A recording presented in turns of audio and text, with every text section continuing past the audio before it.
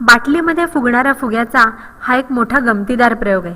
यासाठी तुम्हाला लागेल एक 1.5 लिटरची बाटली, फुगा, स्ट्रॉचा तुकडा, गम आणि कात्री.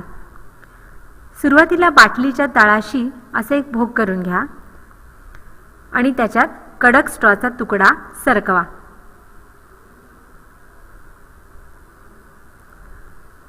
स्ट्रॉच्या बाहेरच्या बाजूला गम लावून घ्या, म्हणजे तिकडून हवा लीक होणार नाही.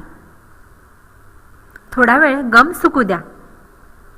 आता बाटलीच्या तोंडातून एक मोठा फुगा आत सरकवा आणि तोंडाकडनं तो ताणून बाटलीच्या तोंडावर असा व्यवस्थित बसवून घ्या.